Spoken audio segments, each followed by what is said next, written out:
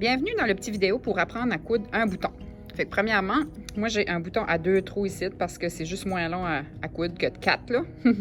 Fait que la première étape, c'est de faire un point d'arrêt en dessous de où vous voulez placer votre bouton. Fait que vous allez faire votre point d'arrêt.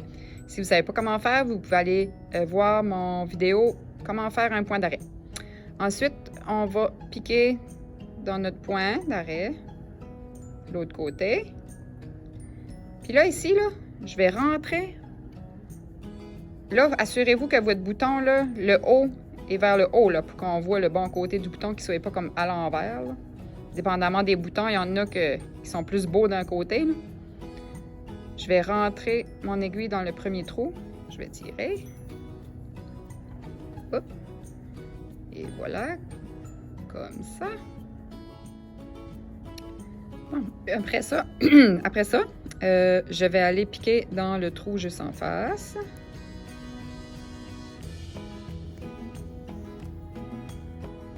Maintenant, ici, c'est important parce que quand on coud un bouton, on va avoir un espace entre le bouton et le tissu si on va boutonner le bouton sur, disons, un autre morceau du vêtement. Okay? Si c'est juste décoratif, on n'a pas besoin d'espace, mais sinon, là, il faut prévoir un espace pour le tissu en dessous ici.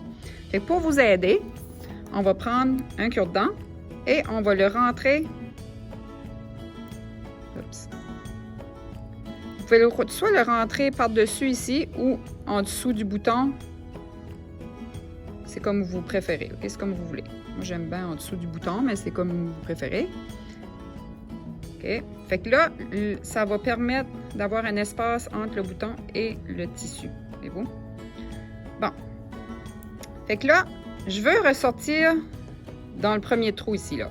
Fait que dans le fond, on va faire le tour comme ça, là, entre les deux trous. Mais en arrière, je veux pas que ça soit un gros mess, là. Ça fait que je veux piquer où était mon point d'arrêt. Je vais piquer où était mon point d'arrêt. Puis là, je vais sortir... Oh. Et boy, attendez-moi. Je vais piquer dans mon point d'arrêt pour sortir dans le premier trou, OK? D'un côté du cure-dent. Et quand je vais repiquer dans l'autre trou, en face, en dessous, assurez-vous de toujours sortir au même endroit. Comme là, voyez-vous, là, je ne suis pas au bon endroit. Il faudrait que je pique un petit peu plus en ligne de mon fil. Là. Parce qu'en arrière, là, je vais avoir une belle ligne ici. Je ne veux pas avoir des fils n'importe où. Là, OK? Fait que là, je pique.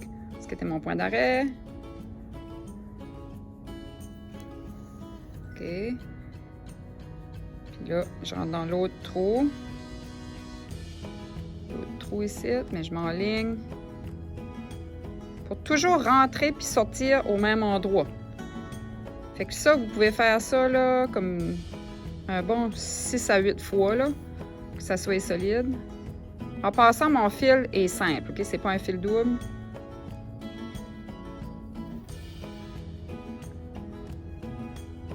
Fait que je rentre puis je sors toujours au même endroit en arrière, là.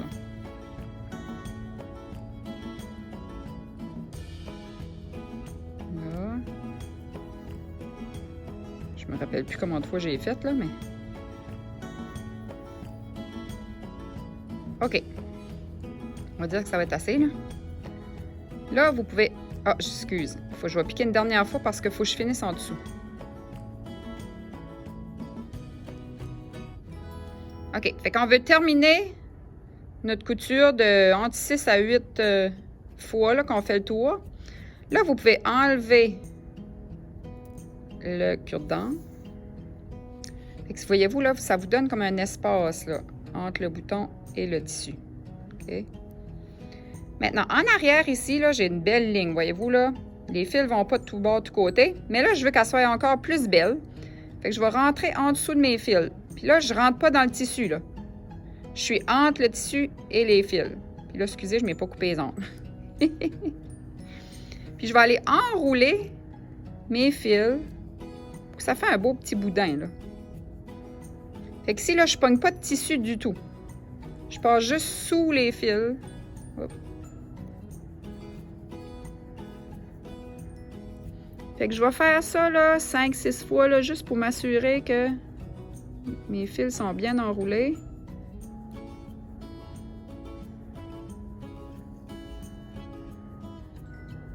Ça va faire comme un genre de petit boudin, là, en arrière.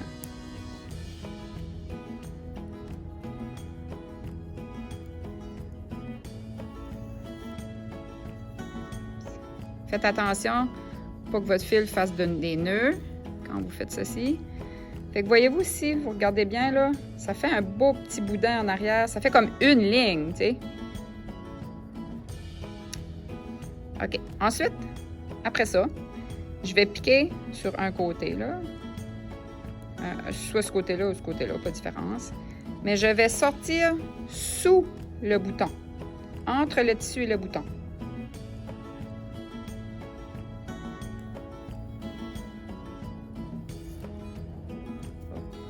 Je suis mêlée dans mon tissu. Là. Fait que voyez-vous, fait qu'en dessous, j'ai une belle petite ligne. OK? Puis mon fil est rendu, il sort sous le bouton. Fait que là, cet espace-là, là, entre le tissu et le bouton, on veut avoir comme un genre de... Moi, j'appelle ça un pied de champignon, là, en dessous du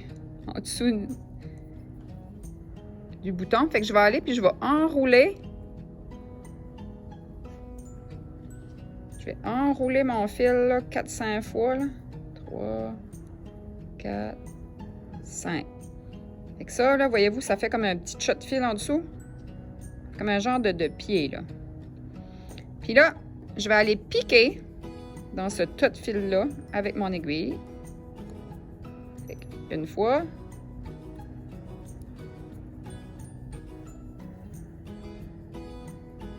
Deux fois. Dans le fond, on va faire un point d'arrêt en dessous. Mais dans le tas de fil. Oh, là, voyez-vous, là, j'ai pas fait attention, mais ça a fait presque un petit nœud. Puis là, une troisième fois, au même endroit, là, dans le tas de fil. Et qu'est-ce qu'on fait avec notre fil à la fin? On le coupe le plus court qu'on peut. Et voilà. Fait que là, ça vous donne un bouton. C'est beau en arrière. C'est beau sur le dessus. Il n'y a pas de fil qui pend. Même en dessous, il n'y a pas vraiment de petit fil qui pend. Là, je l'ai peut-être pas coupé assez court. J'aurais pu le couper plus court que ça. Mais voilà comment coudre un bouton. Voyez-vous, très important en arrière, c'est tout propre. C'est tout, ça fait une belle ligne propre. OK? Bonne chance, bonne couture!